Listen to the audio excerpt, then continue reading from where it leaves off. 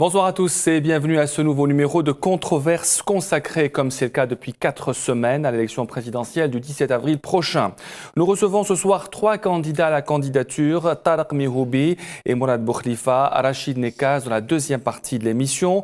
Des candidats d'apparence pas très connus du grand public. Nous parlerons de leur programme et de ce qu'ils proposent en matière d'économie, de justice, d'éducation, de santé et de politique étrangère également. Dans Controverse ce soir, nous essaierons également d'avoir votre avis sur ces nouveaux candidats qui n'ont pas d'ancrage principal en Algérie.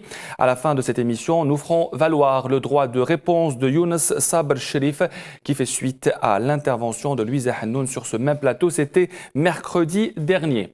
Place à présent à nos invités. Bonsoir Tarek Mihroubi. Bonsoir. Bonsoir à vous, Mourad Boukhlifa. Donc vous êtes 2 candidats à la candidature pour l'élection du 17 avril. Tarek Mihroubi, vous vivez au Canada. Comment avez-vous eu cette idée d'être candidat à l'élection présidentielle? Bon, l'idée, elle est beaucoup mûrie. La décision, elle n'a pas été prise tout de suite, mais elle a été prise suite à beaucoup de réflexions et beaucoup de visites en Algérie. Et une autre visite aussi au niveau des États-Unis et le Canada pour rencontrer les gens de la diaspora et l'élite un peu algérienne à l'étranger. Et la décision a été prise aussi à travers une visite dans les wilayas, comme Stif, Bjaya, Ouargla, Biskra, Batna.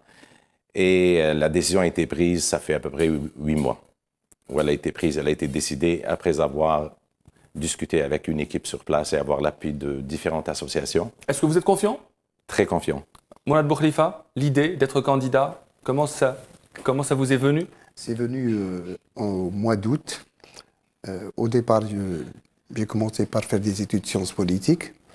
Je suis allé à l'expertise. Et donc à un moment donné, par rapport aux problèmes que je rencontre dans les entreprises, dans les institutions, je suis arrivé à une situation de blocage.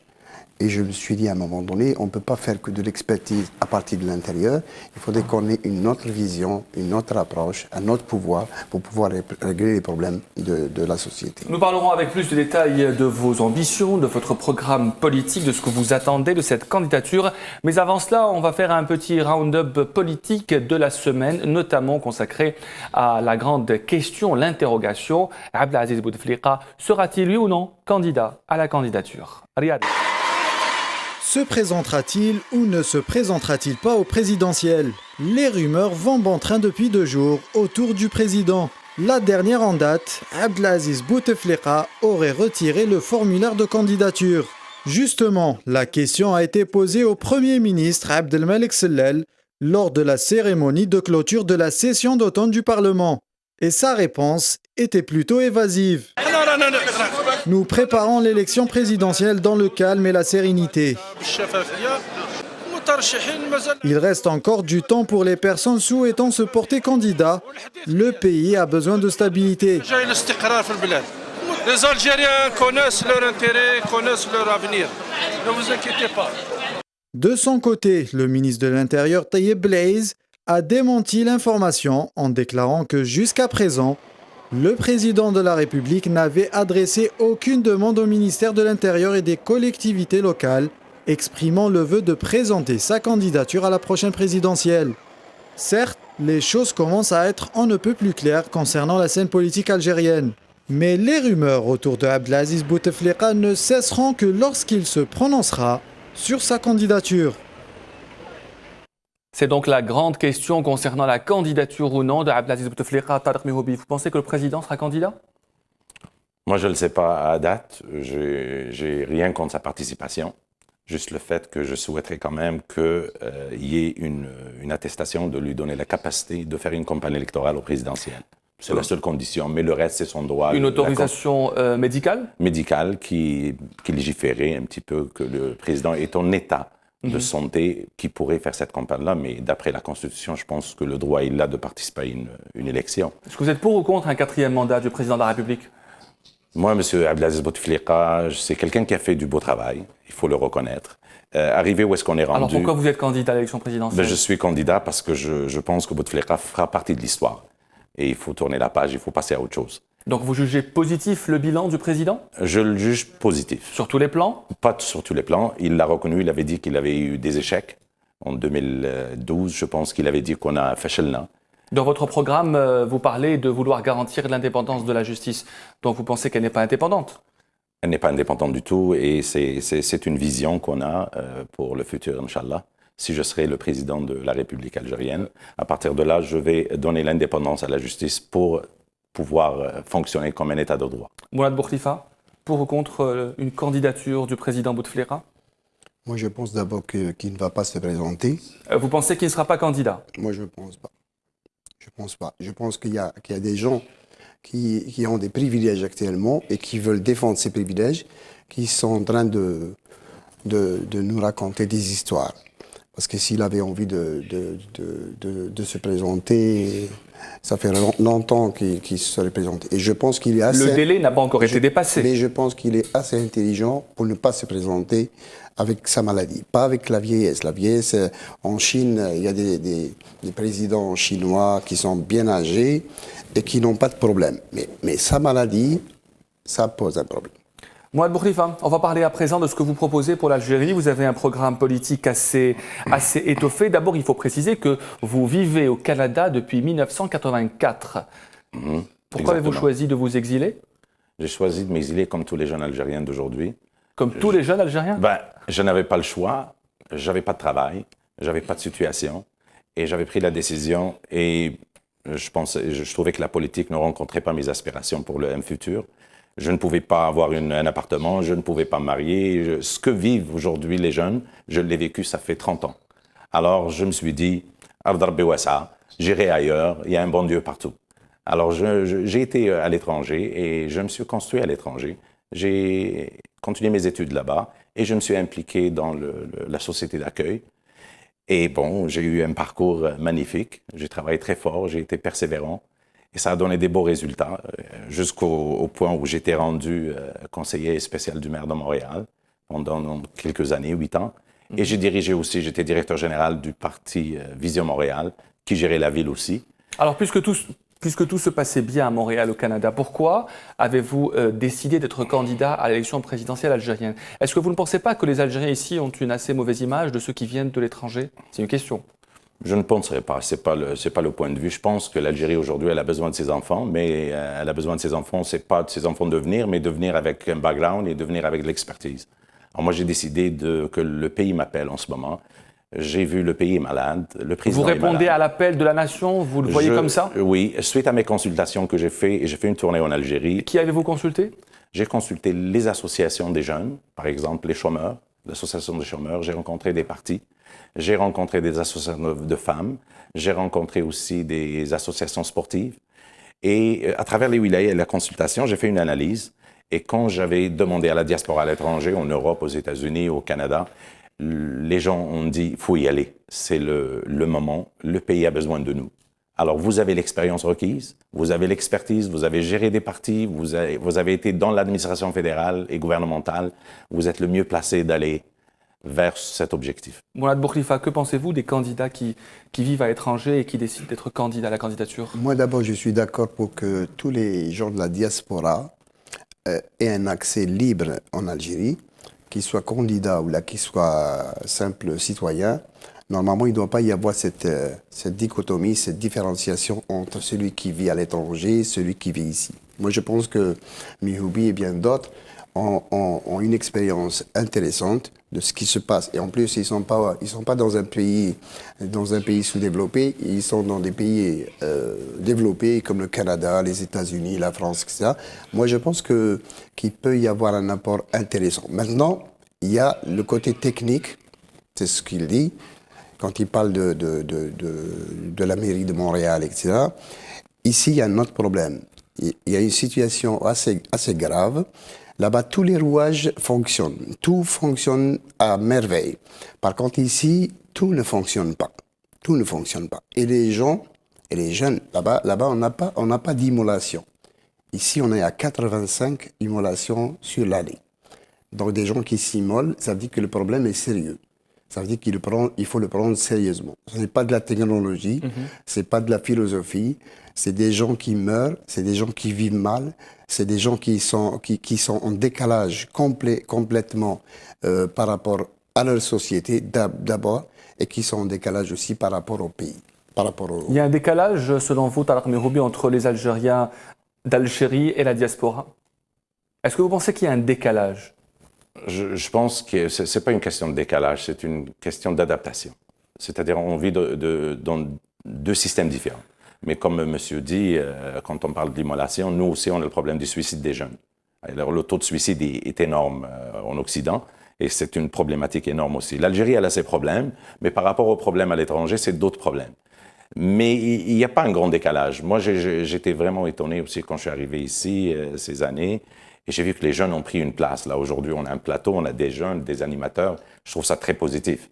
Je veux dire, il ne faut pas regarder la partie juste négative. Nous, en Amérique, on regarde toujours la partie négative qui devient positive. Alors, il y a des parties positives en Algérie aujourd'hui. Est-ce que vous pensez que la diaspora algérienne est mal vue ici en Algérie? Non, pas du tout. Pas du tout, au contraire. En tout cas, c'est mon expérience. Moi, j'ai été très, très bien reçu par les Algériens. Et toute mon équipe est constituée d'Algériens qui vivent ici et des gens des wilayas. Et je suis très fier de ça, de cet accueil. Vous vous sentez plus algérien que canadien ou le contraire?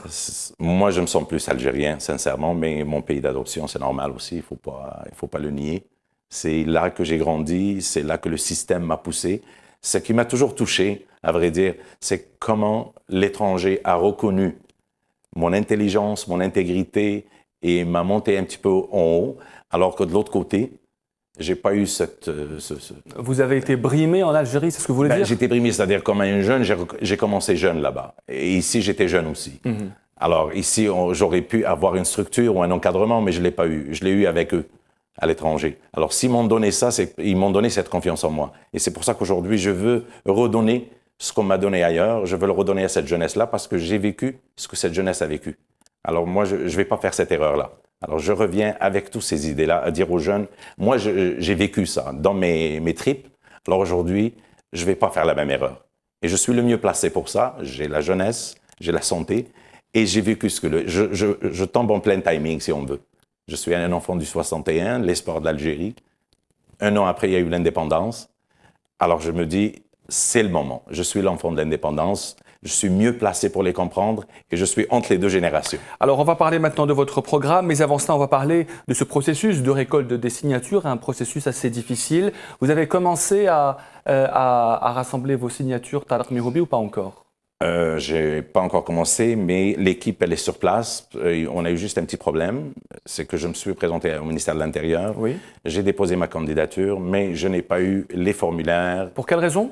Et apparemment, au niveau de l'imprimerie nationale, ils sont pas encore disponibles et puis on doit attendre 2 jours. Donc pas de formulaire au ministère de l'Intérieur? Non. C'est le même problème que vous avez rencontré, Moulad Bourkhlifa. Pas de formulaire encore? Pas de formulaire. Cette fois-ci, la première fois, on nous a donné 10 000 exemplaires. Je suis passé avant-hier pour demander le complément. Ça veut dire les 50 000 qui restent? Normalement, ou un peu plus? Normalement, ça doit être un peu plus. Parce que si c'est 50 000 qui restent, ça veut dire que le verrouillage est total. Parce que quand on donne un formulaire à quelqu'un, c'est pas sûr qu'il va vous le remettre. Sinon, il faudrait être avec les 60 000 personnes en permanence. On a un réseau, on a des relais. Donc, des gens vont donner des formulaires à des personnes pour aller signer, surtout que c'est encore verrouillé au niveau des administrations. Moi, je me souviens, là, quand je suis allé, j'ai commencé par la ville de Chlef parce que je suis originaire de Chlef et parce que j'ai donc une assise familiale. Donc, je suis allé à la mairie de Chlef. Le premier jour, j'avais ramené avec moi un handicapé. Ça pose le problème de handicap en général. L'handicapé et le bureau des signatures se trouvaient au 2e étage. Bon, le lendemain, ils ont changé. Maintenant, qu'est-ce qui se passe? Maintenant, on peut aller... Il y a des gens qui vont aller signer. Qu'est-ce qui se passe? Ils trouvent le bureau fermé parce qu'il y a une seule personne. Nous sommes dans une société musulmane où il y a des femmes. Ceux qui légalisent, c'est des hommes. Donc, il y a des gens qui vous disent « Je ne peux pas envoyer ma femme pour légaliser, même si je suis d'accord avec vous. » Donc, il y a quelque chose qui ne marche pas. Il y a un autre problème. Il y a actuellement, dans certains endroits, je crois de l'intimidation. Je crois de l'intimidation, c'est-à-dire qu'ils prennent le jeune et lui disent « Fais voir ta carte de vote. Allez, périmé. Est-ce que tu es sûr? Ou je connais Moulad Bourkhlifa. Ou et ainsi de suite. Donc vous allez vivre Donc vous parlez d'intimidation pendant la récolte des signatures. dans les mairies parce qu'il y a aussi un esprit partisan parfois dans certaines mairies. Hein, je suis pas en train de généraliser. Dans certaines mairies, il y a un esprit partisan. Cet esprit partisan, on le voit à la télé. On le voit avec Amar Ghoul, etc., etc. Oui. Donc ça a un effet même au niveau des mairies. Très bien. On va parler maintenant de vos programmes. On va commencer par le volet politique. Tarek Mehroubi, que proposez-vous en matière de réforme politique? Quel est, selon vous, le régime qui convient le plus à l'Algérie, le régime politique? On va parler aussi de réforme de la Constitution. 6 réformes vous proposez, évidemment. Alors, est-ce que si vous avez commence- vécu longtemps au Canada? Est-ce que le régime fédéral ferait partie, par exemple, de Oui. vos priorités? Oui, c'est une priorité. Ça va être un régime présidentiel avec une vice-présidence. Et, Donc différent de ce qui se passe au Canada, pas un régime fédéral. oui, c'est-à-dire un régime fédéral, mais il est comparable. Parce que si on prend le régime américain, moi je suis beaucoup plus à l'aise avec le régime américain parce que nous on a la reine, alors on doit vivre avec la reine. Quand vous parlez du Canada, vous dites nous. Vous vous sentez déjà canadien? C'est-à-dire nous, moi c'est un lapsus, mais j'ai toujours parlé de nous. Où est-ce que je vis, où est-ce que je gère les choses? J'étais quand même au gouvernement fédéral et j'étais conseiller du vice-premier ministre. Est-ce que vous avez été naturalisé canadien? J'ai été naturalisé canadien, oui. Est-ce que vous renoncerez à la nationalité canadienne? Oui, j'ai si renoncé déjà. Vous avez déjà renoncé à la Oui, nationalité j'ai canadienne? déjà renoncé à ça. Donc quand vous partez au Canada, c'est avec un visa? Oui, j'ai pas de problème avec ça parce que je garde ma résidence. Très bien. C'est-à-dire on a ce privilège au Canada de Donc, garder pour- la résidence puis de la citoyenneté et par la suite, si bon les choses vont bien, on reprend puis on. Est-ce que c'est facile, C'est flexible. est-ce que c'est facile de renoncer à une nationalité de cette manière? Est-ce que c'est une décision mûrement réfléchie? En quelle année avez-vous renoncé à la nationalité canadienne? Oh, ben, dernièrement, ça fait à peu près 6 mois avant de me lancer parce que c'était un critère quand même au niveau de la Constitution. Alors je me suis défait de cette citoyenneté. Mais c'est pas un gros problème pour nous parce qu'on a la résidence, c'est-à-dire on a les mêmes droits. Ce qu'on perd, c'est le droit de vote. Alors le droit de vote, on ne l'a plus dans le pays. Alors, en matière de réforme politique, vous proposez un régime présidentiel avec un président de la République aux prérogatives fortes. Exact. Avec un vice-président. Et bon, le même système américain, c'est ça la vision que j'ai pour le moment. C'est un peu ce que proposent actuellement les pouvoirs publics, mais ça n'a pas encore été concrétisé. Président Ça a et pas été- vice-président. Et vice-président. Mohamed Bourdifa, quelle est selon vous la meilleure réforme politique? Moi, je suis plus favorable au système chancelier allemand, Premier ministre anglais, etc. Donc un régime parlementaire avec un chef du gouvernement aux prérogatives importantes. Et un président honorifique, on aurait réglé le problème de Bouteflika comme ça. Avec un président qui n'a pas un rôle important. Est-ce que vous pensez que l'Algérie est prête à ce genre de réforme politique? Un président qui n'aurait qu'un pouvoir symbolique? C'est-à-dire qu'actuellement, ce qui se passe, c'est qu'il y a un système qui a pris en otage toute la République. Système qui a pris en otage toute la République. C'est pour ça qu'il y a un problème vous dites, est-ce qu'on est prêt? Est-ce qu'on est prêt? Donc si on commence à toucher à au mécanisme juridique qui constitue ce système, parce que tout mon combat, moi, il est à ce niveau-là. Si on touche les mécanismes juridiques qui font le fondement, de ce système, qui font le fondement de ce régime, là on peut. Maintenant, si on change l'architecture, mais le réseau reste le même, on ne pourra pas, ça c'est clair. En matière de parité, vous proposez un gouvernement paritaire, Tarek Mehroubi. Est-ce que vous pensez que c'est faisable encore aujourd'hui de nommer 50% d'hommes et de femmes ministres? C'est possible, c'est une première dans le monde, en Occident et dans le monde arabe. C'est possible. Moi, j'ai vécu qu'avec les femmes dans des caucus et dans des conseils de ministres où il y avait cette composition, c'était pas 50-50, mais je pense que la femme algérienne, elle a fait ses preuves à l'étranger et la femme algérienne, elle a fait ses preuves en Algérie aussi et il est temps maintenant de passer le flambeau puis qu'on travaille ensemble. Avant de passer mon aux souhait. questions, avant de passer au pour ou contre, on va parler maintenant de politique économique, de volet économique, de ce que vous proposez aujourd'hui. Quel est, selon vous, le modèle économique le plus adéquat à l'Algérie aujourd'hui? Que proposez-vous, par exemple, pour que l'Algérie ne soit plus dépendante des hydrocarbures, Tarek Miroubi? Est-ce qu'il y a une stratégie particulière que vous adopterez? Oui, il y a une stratégie, je l'ai parlé dans ma plateforme, si vous voulez, c'est les grandes lignes un peu. J'ai parlé qu'on va aller vers une décentralisation. Pourquoi aller vers cette décentralisation économique? Parce qu'aujourd'hui, vous avez une ville. Moi, j'ai vécu dans les villes. Les villes, c'est les cœurs. C'est un peu le moteur d'un pays. Si on n'organise pas les villes, on ne pourra pas organiser le reste. Alors, il va falloir aller vers une décentralisation. Vous avez un budget. Alors, il va falloir décentraliser l'Algérie en 5 régions économiques et arriver avec une capitale économique dans le sud, parce que c'est le centre de l'Algérie. Quelle serait la capitale économique? On verra d'ici là. Pour le moment, on a cette vision. Elle sera dans le sud parce qu'on considère que c'est quand même le centre de l'Algérie et il y a beaucoup d'espace. Et là, on peut développer beaucoup de choses. On peut, c'est-à-dire décentraliser les choses pour que les gens, par exemple, si je prends l'exemple aujourd'hui, vous avez un papier à régler, vous devez venir à Alger et tout est concentré dans la métropole. Il faut désengorger Alger, il faut que les gens vivent dans leur grande ville, leur métropole. Si c'est Oran, on décentralise avec une péréquation. Une fois qu'on a fait la péréquation, on débloque des statistiques. Et si la population de l'Ouest, elle est constituée de 3 millions, je donne des exemples, je n'ai pas encore les chiffres réels, ben à ce moment-là, il y aura un budget, puis on va allouer un ministre qui va s'occuper de cette région-là. Mais que le président, comme la jeunesse me le permet, je passerai un mois dans chaque région. Un mois dans chaque région? Pendant les 5 ans, ce qui fait 48 mois, dans les 48 wilayas. Réforme économique, Mouad Bourkhlifa, les principaux axes de ce que vous proposez pour l'économie algérienne? Moi, l'élément fondamental, c'est la liberté d'entreprendre. Donc vous êtes plutôt libéral? Je suis totalement libéral, parce que ce qui se passe maintenant, c'est l'État qui fait tout et l'individu ne fait rien. En plus, il y a des restrictions. Je veux parler maintenant d'un certain nombre de restrictions, si vous permettez. Allez-y. Je prends la pénalisation de l'acte de gestion. C'est une décision qui peut être prise facilement et qui n'est pas prise jusqu'à présent, alors qu'il y a plein de décisions qui sont lancées dans les chaînes de télévision. Pénalisation de l'acte de gestion, et c'est une petite raison, c'est une des raisons qui m'a poussé à m'engager dans l'acte présidentiel, parce que cette pénalisation de l'acte de gestion fait que tous les PDG, tous les DG, tous les directeurs centraux, tous les directeurs généraux des ministères, des entreprises, etc., ne font rien parce qu'ils ont peur.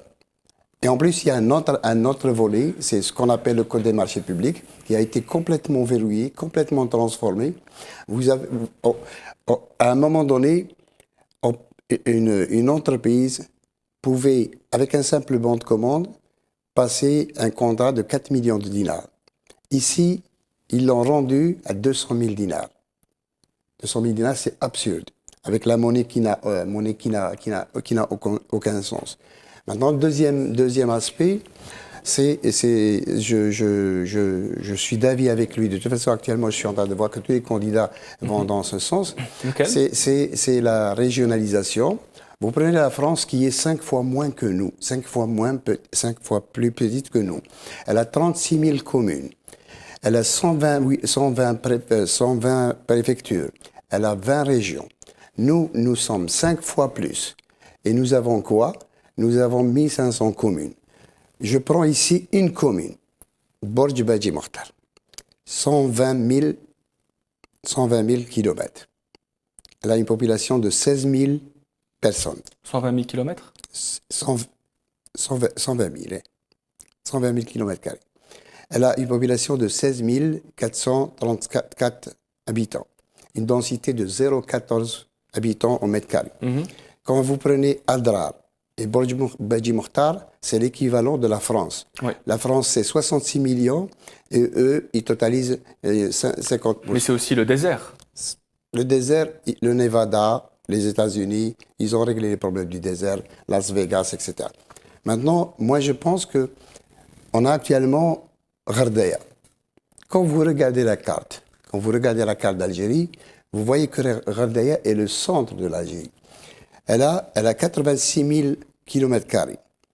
Elle a une densité de 4 habitants. et elle a 360. Vous appelez à repeupler le Sahara? Moi, toute la stratégie, c'est de réorienter notre développement vers le Sahara. Pour revenir à l'économie, M. Mihoubi dit qu'il est libéral. Vous vous considérez comme un personnage libéral en matière économique, Tariq Mihoubi? Non, je suis un social-démocrate. Social-démocrate. Oui. Pour ou contre la règle du 51-49 dans l'investissement étranger? Je suis contre. Alors, moi, quand je dis libéral, au sens européen. Social-démocrate, parce qu'il y a un problème social, mais il faut libération des ennemis. Pour le 41-50, moi, je ne suis pas partisan du tout de cette règle. Ali Benouari, candidat à l'élection présidentielle, ancien ministre au budget, parle d'une règle stupide. Est-ce que vous pensez que la règle du 51-49 est stupide? Moi, je ne pense pas qu'elle est stupide, mais bon, ils ont essayé d'arriver avec une formule un petit peu qui est un peu... moi, je trouve qu'elle est ancienne. Est-ce que vous l'abrogerez? Je l'abrogerai, oui, parce qu'il faut passer à autre chose. Nous, on a besoin de ramener de l'expertise, du savoir-faire pour former nos jeunes, former nos populations, et par la suite, on dira merci beaucoup, on a payé pour ces services-là, mais c'est nos jeunes qui vont prendre la relève. Le 51-49, vous dites? C'est absurde, c'est absurde. Il y a plein de pays, moi je me suis renseigné sur tous les pays d'Afrique de l'Ouest, Maroc, etc. Tout le monde a une démarche totalement libre par rapport à l'investissement. Mais plein de pays aussi appliquent la règle du 51-49, Mohamed Bourkhlifa. Oui. Maintenant, moi je pense que la règle du 51-49 est valable pour son gaz, pour son attraque. Pour des secteurs stratégiques. C'est tout. Mais pour une entreprise de biscuiterie ou de travaux publics ou une chaîne télé, je ne vois pas pourquoi on va... Et en plus, on n'a pas d'argent. J'ai des informations, je les ai lues à un moment donné. En 2011, l'Allemagne, avec la technologie, elle a fait 1400 milliards de dollars. L'Algérie, avec le pétrole, elle a fait 80 milliards de dollars. Donc, quand on a 80 milliards de dollars, ça veut dire qu'on doit ouvrir notre pays pour les investisseurs étrangers, quels qu'ils soient. En matière de logement, Tariq Mihoubi, vous proposez la réalisation de plus d'1 250 000 logements et créer 1 million d'emplois. Vous proposez aussi un salaire minimum à 25 000 dinars. Est-ce que ce n'est pas très populiste tout ça? Ce n'est pas populiste. C'est une question. C'est très réaliste. C'est très réaliste. Réaliste, 1 200 000 logements? Oui, c'est très réaliste parce que quand je parle de décentralisation, c'est des choses que j'ai déjà fait. Et j'ai fait en Occident. Mais est-ce j'ai géré une ville et ce qui est faisable dans la ville, dans la municipalité de Montréal, peut-il être appliqué dans un pays comme l'Algérie? Je vais vous l'expliquer étape par étape. Comme ça, vous allez être vraiment dans le bain. Alors, je vais vous expliquer. Nous, on a fait du jumelage. Moi, j'ai fait du jumelage international avec des villes. Lyon, Beyrouth, les Caraïbes. On l'a fait avec, le Casa, le Maroc. On a fait des jumelages, pourquoi? Parce qu'on leur a ramené l'expertise, on a réglé les problèmes. Lyon avait un problème de logement. Elle ne savait pas comment avec le ghetto et tout. Bon, on a regardé ça. Et après ça, on parle de décentralisation. Ce qu'on donne comme leçon dans les pays, on leur dit, écoutez, regardons votre problématique, où est-ce qu'elle est rendue? Vous avez des jeunes qui veulent se marier, des jeunes couples, qui ont un salaire, qui sont bien et tout ça. Mais ils ont besoin d'un logement, ils ne peuvent pas acheter encore. OK. On a une deuxième classe de gens qui est la femme monoparentale qui est divorcée, elle a 2 enfants ou 3 enfants et elle est prise, le mari l'a abandonnée. Alors là, c'est un problème aussi social. Et après ça, on a les personnes âgées. On a des personnes âgées aussi qui ont... Les enfants ne s'en occupent plus. Ça, je parle d'une réalité occidentale. Maintenant, si on parle de la réalité algérienne, elle n'est pas loin. Elle est presque comparable. Alors, il y a des outils pour ça. Ce qu'on fait, c'est qu'on crée, quand je dis 1 250 000 logements, l'État ne doit pas commencer à vendre ces logements. Alors, il y a des gens dans le logement social où on peut leur donner à prix modique. Ils vont payer, par exemple, 100 000 ou la 200 000 char, mais on les loge tout de suite. Mais ça ne leur appartient pas, cet appartement-là.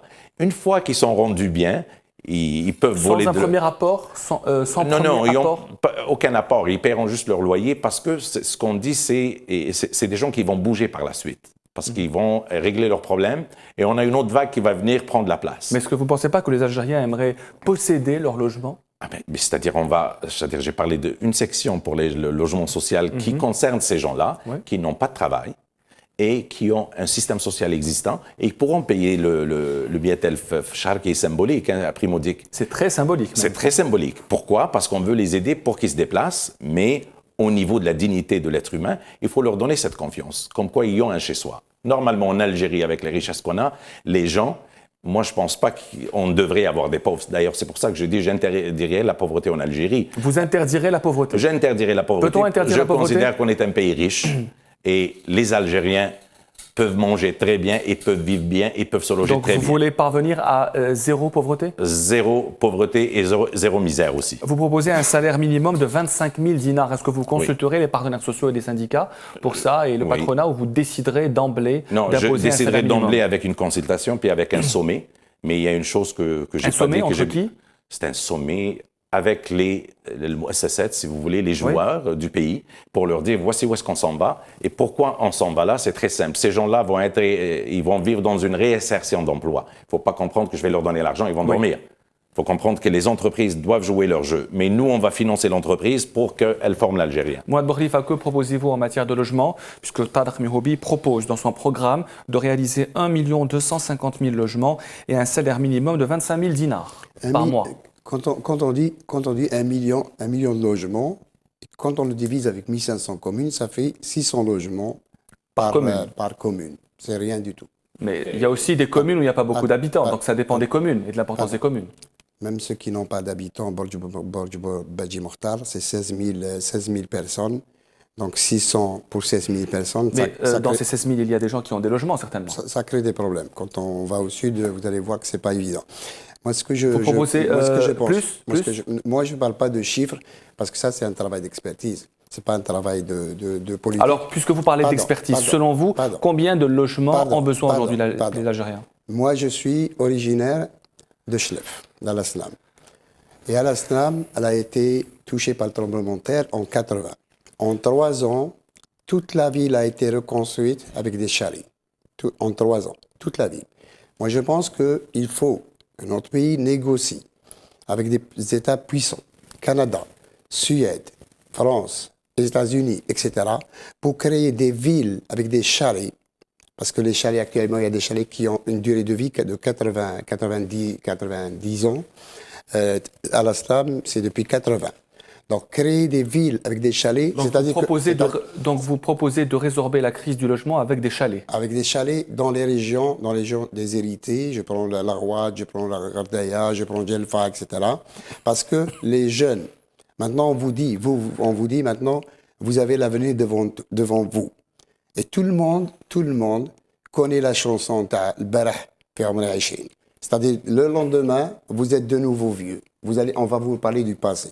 Donc, vous avez besoin, dans les 3 années, dans les 5 ans, parce que si vous êtes président pour 5 ans, pas pour 10 ans. Donc, pour 5 ans, il faut trouver des solutions pour maintenant, pas pour après. Maintenant, si vous vous engagez dans les 1 million, c'est intéressant ce qu'il dit. C'est très intéressant. Mais vous n'avez pas d'entreprise. Vous n'acceptez pas l'immigration étrangère. Le Canada, l'Australie a la même population que nous. Elle est 9e espace mondial. Nous sommes 10e espace mondial. Eux, ils font de l'immigration de personnel qualifié. Nous n'avons pas de personnel qualifié. On n'a même pas de contremaître. Donc, on ne peut pas réaliser des projets de ce type. Et quand vous voyez l'état dans les appartements qui sont construits maintenant, des cages à poules. Donc, si on fait du chiffre 1 million de logements pour mettre des gens dans des cages à poules, pour les stresser, c'est pas la peine. Que proposez-vous? Moi, je préfère les chalets, comme à Al-Aslam, pas comme à Alger, comme à Al-Aslam, parce que les Algériens, c'est des gens qui veulent vivre dans des espaces avec des cours, etc.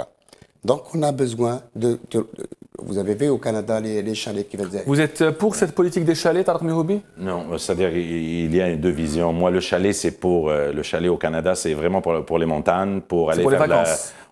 Pour les vacances ou faire un petit peu de la chasse. Mais c'est pas quand même pour des familles. Chasse au caribou, où les gens vont là-bas une fois par année, en plein hiver. Moi, toute ma famille vit à l'Aslam.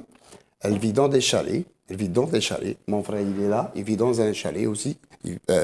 Il vivait dans un chalet plus tôt. Quand je vais là-bas, je me sens très bien. Bien qu'on a des habitudes de vie qui sont un peu problématiques. Il faudra savoir aussi si les Algériens sont prêts à vivre dans des chalets. Donc il pourrait y avoir aussi une consultation à ce sujet. Que proposez-vous en matière de salaire minimum lorsque M. Mihoubi propose 25 000 dinars par mois? Moi, je pense que... Le salaire minimum est actuellement de 18 000 dinars, il faut le préciser. Moi, je pense qu'il faudrait qu'on réfléchisse par rapport à la monnaie. Parce qu'actuellement, qu'est-ce qui se passe? il y a eu des augmentations de salaire un peu partout. Et ces augmentations de salaire ont créé encore une inflation. Vous avez 10 000 dinars et vous vous trouvez de nouveau en train de payer 15 000 dinars. Donc, il faudrait revenir avec des experts financiers, etc., par rapport à la monnaie. Mais maintenant, dire comme ça d'emblée, je donne un SMIC de 15 000, etc., c'est pas 15 000 ou les 10 000 ou les 25 000, c'est pas évident. C'est pas évident. C'est pas évident. Alors, il y a une proposition assez étrange, un peu dans votre programme, Tariq Miroubi. Vous appelez à renforcer le rôle des Zawiya, de ces confréries religieuses. Pourquoi renforcer le rôle des Zawiya? Est-ce que vous ne pensez pas que le rôle est déjà fort aujourd'hui, surtout depuis l'élection de Abdelaziz Bouteflika? Je n'ai pas dit de les renforcer, mais de les encadrer et de définir c'est quoi leur rôle dans la société.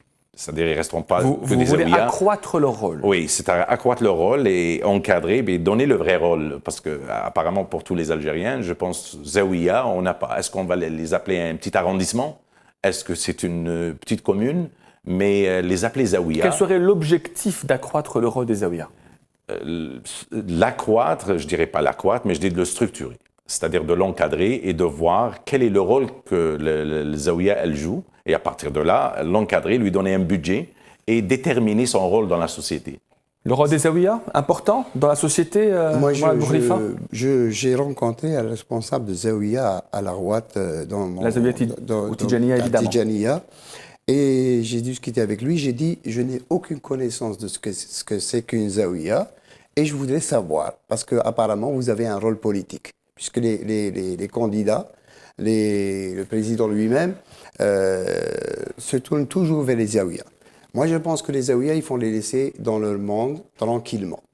Par contre, ce qu'on a besoin, nous, contrairement à lui qui est au Canada, on a besoin d'expertise, de jeunes, de développer l'intelligence des jeunes, de les mettre dans les nouvelles technologies pour qu'on puisse répondre aux besoins de demain. Parce que ce n'est pas avec des Zawiya qu'on va répondre aux problèmes. Il n'y a pas des Zawiya au Canada, vous le confirmez? On n'a pas de Zawiya, mais on a des sectes. Bon. Des sectes, ce qui est tout à fait différent, il faut le préciser. Il faudrait le préciser. Oui. Peine de mort, pour ou contre? Contre. Officialisation de Tamazirt dans la Constitution? Oui. Vous le proposez, pour quelle raison? Je le propose pour une seule raison. Ça traîne depuis très longtemps. Et je pense qu'aujourd'hui, l'Algérie, avec tout le patrimoine qu'on a et la diversité en Algérie, je pense qu'il faut clore ce dossier-là puis passer à autre chose. Officialisation de Tamazirt? Moi, j'ai écrit dans qui est déjà langue nationale, faut-il le préciser? Moi, je l'ai écrit dans mon programme, dans mes textes. J'ai même donné l'exemple d'Israël qui a la langue arabe et la langue hébraïque comme langue officielle. J'ai dit que on a l'Afrique du Sud, l'Inde, etc. Ils ont des 21 langues officielles. La Suisse aussi, qui a 4 langues officielles. Par contre, moi mais j'ai discuté avec des gens, je suppose que c'est aussi des gens du MAC, quelqu'un qui a été très difficile avec moi. Et je lui ai dit, moi, ce qui m'intéresserait de faire, c'est d'abord de créer des régions économiques. Mais des régions économiques avec une dominante, berbère par exemple, je prends Tizi Ouzou, Béjaïa, Bouira, un peu Borj Bouarij et un peu Boumerdez. Je crée une région économique. Et dans cette région économique, j'officialise la langue tamazight. Pourquoi je dis ça? Parce que quand on dit officialisation déjà maintenant, avec l'arabe, on a des problèmes. Je ne sais pas si vous êtes père de famille. Vous allez maintenant écrire votre enfant à la mairie, il vous dit sexe féminin. Vous lui dites non, non. Donc il y a un problème.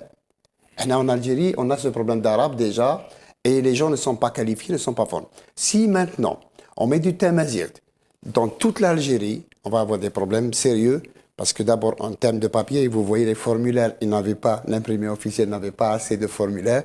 Donc, si on doit faire des formulaires en tamazight dans tout le pays, ça va faire des problèmes. Donc, région économique d'abord, parce que le berbère, il a besoin de vivre, il a besoin de lait, il a besoin de dormir, il a besoin de se développer en bas de la langue tamazight. Maintenant, si on passe langue tamazight dans le faux. C'est-à-dire que bon, je développe ta langue, et on lui assure rien du tout, il va se suicider à la fin. Allez-y, Tadar Mehroubi, vous voulez rajouter quelque chose? Je rajoute juste un point sur Oui.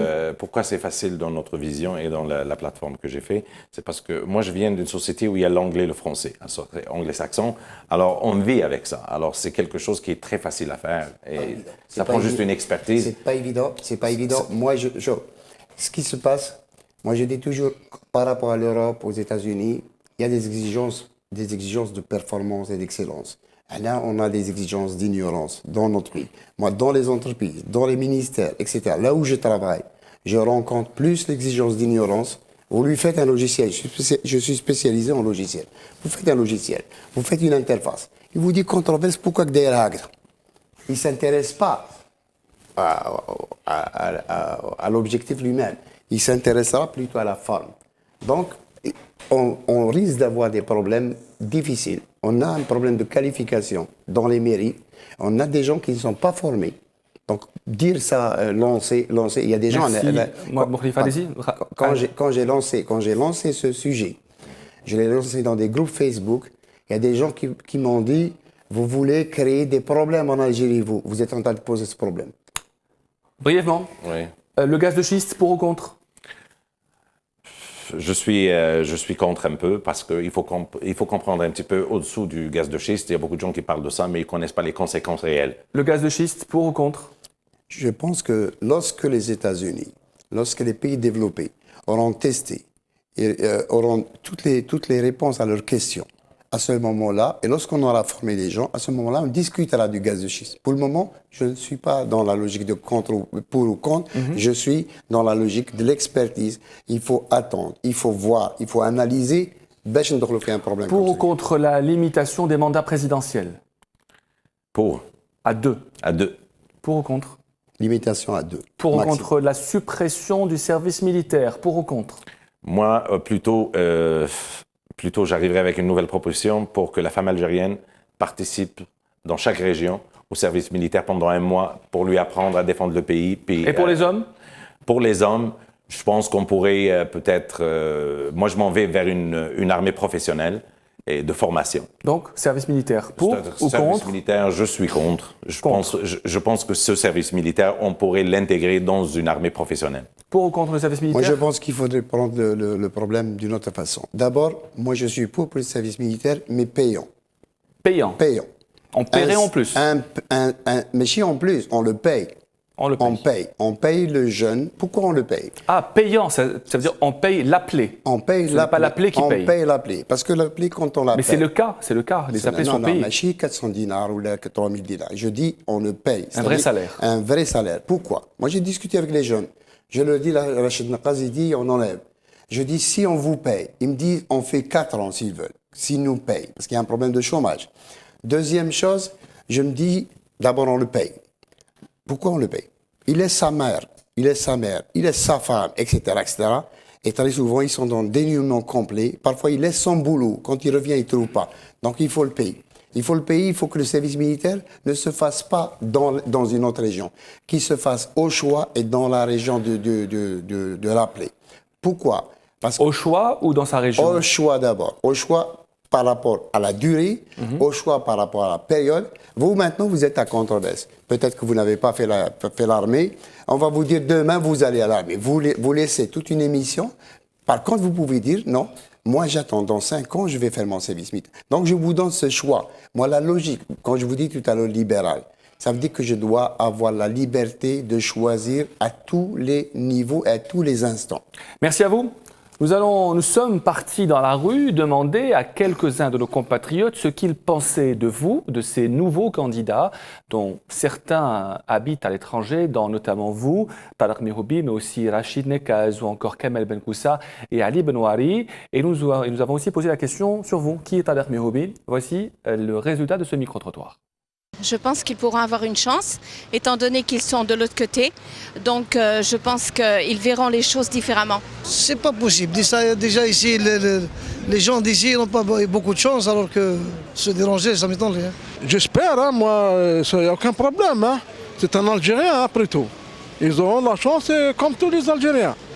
Non, je crois pas du tout, parce que Ils ont oublié la culture, c'est pas la même culture, c'est pas le même mode de vie. Oui, j'espère, vu le programme qu'ils apportent. Enfin, à mon avis, moi déjà je les connais même pas, donc du coup, je pourrais pas donner mon avis. Madame, connaissez-vous Tarek Mehoubi? Son nom me dit quelque chose, mais je vois vraiment pas qui c'est. Il est candidat à la présidentielle 2014. Eh bien, comme on dit, welcome, pourquoi pas? Connaissez-vous Tarek Mehoubi? Non. C'est un candidat à la présidentielle de 2014. Non, je connais pas. Connaissez-vous Tarek Mehoubi? Non, je connais pas. Connaissez-vous Tarek Mehoubi? Tarek Mehoubi, non. Il est candidat au présidentiel 2014. Je connais pas, non. Monsieur, connaissez-vous Tarek Mehoubi? Tarek Mehoubi.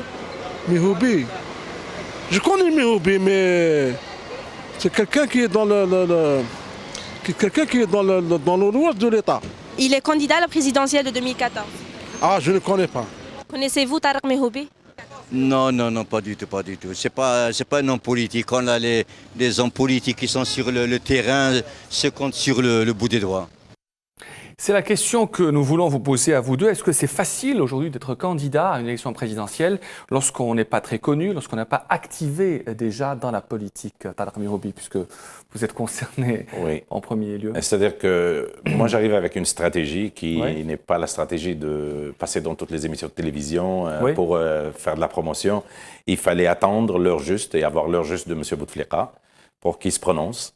Et finalement, on a attendu, ça ne s'est pas prononcé. La stratégie était que... Donc votre candidature dépend de celle du président de la République? Mais elle ne dépend pas directement du président de la République, mais il y a eu beaucoup de hauts et des bas concernant cette présidentielle. Est-ce qu'on y va, on n'y va pas? Est-ce qu'elle va être annoncée? Alors moi, j'avais préféré d'attendre et de rentrer dans le champ une fois que la campagne est déclenchée. Mohamed Bourkhlifa, est-ce que c'est facile d'être candidat lorsque les gens ne nous connaissent pas? Bon, sur le plan politique, les gens ne me connaissent pas, mais les gens me connaissent beaucoup dans les entreprises. Maintenant, ce que je suis en train de voir à travers mes visites dans les wilayas, c'est que les gens vomissent le système. Ils le vomissent. Donc, quand ils savent que vous êtes dans le système, ils vous vomissent. Quand vous lui dites « je suis indépendant », quand vous lui dites « je ne suis pas d'un parti », au départ, il vous dit « quel parti ?» Moi, je lui dis « c'est ton parti ». Il me dit « c'est lequel mon parti ?» Je dis « c'est le parti de la majorité silencieuse ». C'est cette majorité qui regarde, qui observe et qui ne dit rien et qui n'a pas la possibilité de parler. Merci à vous, Mohamed Bourkhlifa. On passe à présent à la deuxième partie de controverse et le candidat à l'élection présidentielle, Rachid Nekaz.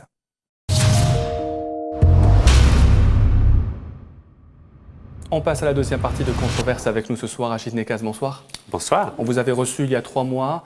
Vous avez parlé de certaines difficultés rencontrées pour les signatures à l'élection présidentielle. Combien en avez-vous aujourd'hui précisément? Depuis une semaine, nous en sommes à peu près, puisque ça change tous les jours, autour de 9000 signatures avec une fréquence journalière entre 700 et 1100 signatures. Et j'ai bon espoir, d'ici 33 jours, de rassembler les 60 000 signatures exigées par le Conseil constitutionnel. Donc le chemin est encore long pour le moment? Il est long, mais à ce jour, nous avons les résultats sur 27 wilayas. Nous travaillons sur 48 wilayas et nous espérons arriver au seuil exigé par le Conseil constitutionnel. Très bien. Rachid Nekaz, nous avions reçu durant les mois qui ont précédé plusieurs candidats au scrutin présidentiel.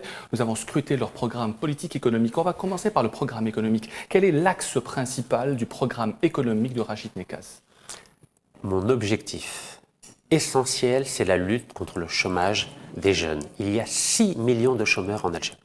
Et pour cela, j'ai décidé de m'attaquer à la philosophie des importations. L'Algérie importe 57 milliards de dollars par an, mais l'Algérie ne produit pas les emplois nécessaires pour lutter contre le chômage. C'est pourquoi il y a 2 axes. C'est d'une part la création de 48 zones industrielles franches, c'est-à-dire sans impôts, dans toutes les wilayas, dont j'espère qu'elles créeront d'ici 5 ans 350 000 emplois. Et pour cela, bien sûr, il faut arrêter les importations de biens de consommation afin de produire Made in Algeria. Le deuxième axe, c'est le développement du tourisme culturel international. Et mon exemple, c'est la Turquie. Chaque année, la Turquie attire 31 millions de touristes qui rapportent au budget national 23 milliards de dollars, c'est-à-dire un tiers de ce que nous rapporte le gaz et le pétrole réunis. Donc, création de zones industrielles et développement du tourisme culturel international. La règle du 51-49 ? Cette règle des 51-49, on voit bien qu'elle a ses limites. Je propose de modifier cette règle de façon à attirer les capitaux privés algériens qui sont à l'étranger. Il y a énormément d'investisseurs algériens qui sont aux États-Unis, en France, en Australie et dans le monde entier qui veulent investir en Algérie, mais pour cela, il faudra modifier la règle des 51-49 afin qu'ils puissent avoir la majorité de leur capital ici en Algérie. Pas de suppression, une modification. Vous savez, en politique, on ne supprime pas, on modifie, car il faut tester les idées. Et quand on aura vu les effets, j'aimerais dire, positifs de cette mesure, on pourra faire un audit et analyser ce qu'on pourra faire de plus après. Vous avez mené une politique plutôt libérale ou plutôt protectionniste, Rachid Nekaz ? Je vais mener, sur le plan économique, une politique libérale, mais sur le plan social, ce sera une politique qui va protéger la famille algérienne. C'est pourquoi je propose de mettre en place des allocations familiales jusqu'à 10 000 dinars par mois à chaque famille algérienne qui aura au moins 3 enfants. Alors on va parler du service militaire puisque vous avez proposé sa suppression. Est-ce que ce n'est pas une proposition assez populiste de supprimer le service national, Rachid Nekaz ? Vous savez, quand on devient président de la République algérienne, notre but, c'est d'assurer la sécurité de nos frontières. Et on voit bien qu'avec la stratégie militaire qui a été adoptée depuis 1962, nous arrivons aux limites de cette théorie qui vient de l'Union soviétique. On voit bien qu'avec le conflit malien, nous n'avons pas été en mesure d'être le gendarme du Sahel. Je propose donc de professionnaliser l'armée algérienne avec pour objectif d'atteindre 100 000 soldats professionnels sur 10 ans. Et pour cela, il faut supprimer le service national qui aujourd'hui ne répond plus aux besoins de sécurité de notre pays. Est-ce que la suppression du service national ne met pas en danger la défense du pays, Rachid Nekaz ? La France a supprimé le service national et on voit bien qu'elle est capable d'agir partout dans le monde. On l'a vu dans le cas malien. Je crois au contraire que la suppression du service national va libérer notre état-major et va préparer davantage notre armée à répondre aux besoins de sécurité à nos frontières et surtout aux besoins de renseignement. Car sans renseignement, il ne peut pas y avoir une armée efficace. Vous proposez également une nouvelle capitale. Pourquoi voulez-vous que l'Algérie ait une nouvelle capitale, ce qui entraînerait une révision de la Constitution, évidemment ? Vous savez, l'Algérie s'inspire beaucoup de l'exemple français où tout est concentré à Paris. Il faut sortir de ce schéma-là. Moi, mon schéma, c'est le schéma allemand où nous assistons à une déconcentration des lieux de pouvoir. Un grand pays comme l'Algérie ne peut pas avoir tout concentré à un point du nord qui s'appelle l'Arasema. On met 2 heures pour arriver à votre studio quand on arrive à la capitale. Donc mon objectif, c'est que Alger reste la capitale politique, mais il y aura une capitale administrative à Djelfa. Pourquoi le choix de Djelfa ? Djelfa se trouve au centre du pays. Le centre et le sud sont totalement délaissés par notre gouvernement. Donc c'est une façon de développer les régions du centre et du sud algérien. Quelles seront vos priorités en matière de politique étrangère ? Ma priorité, c'est la relance de l'unité maghrébine. Et pour cela, il faudra résoudre la question du Sahara occidental. Et pour cela, je propose, dans le cadre des Nations Unies, d'organiser un référendum où il y aura 3 questions. La première, c'est l'autonomie. La deuxième, c'est l'indépendance.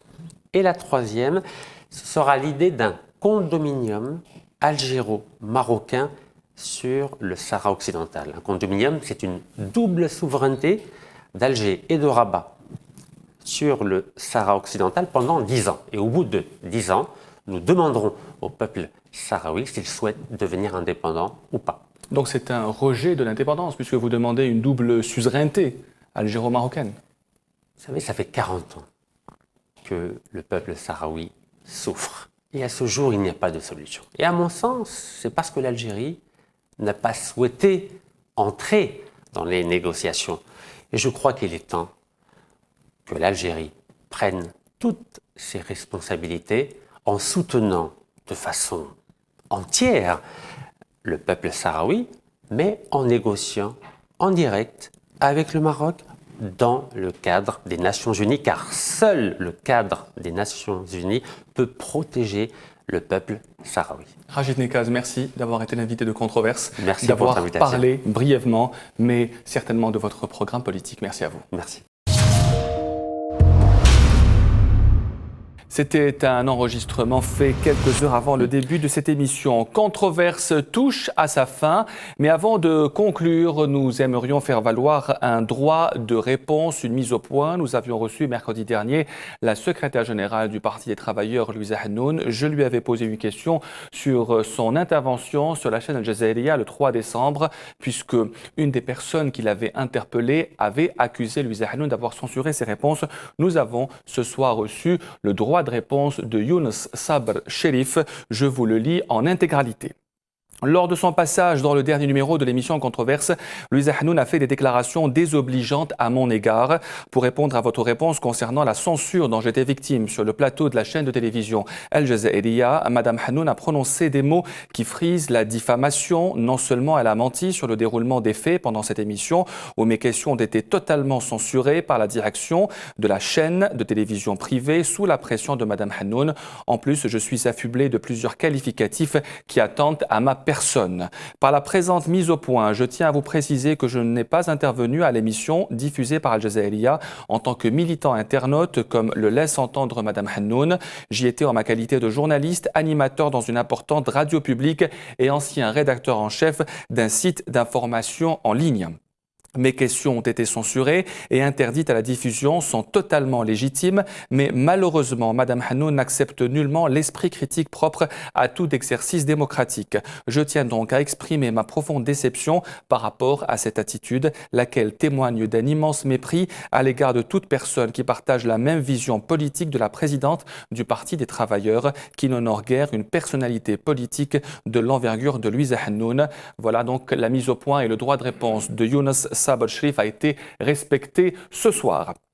Controverse spéciale présidentielle, c'est terminé. Merci infiniment à nos invités, les deux candidats à la candidature de l'élection présidentielle du 17 avril. Merci à vous, Tarek Mehoubi. Merci à vous, Mourad Boukhlifa. Merci également à Soussen Sebienne d'avoir préparé cette émission avec moi. À mercredi prochain. Merci.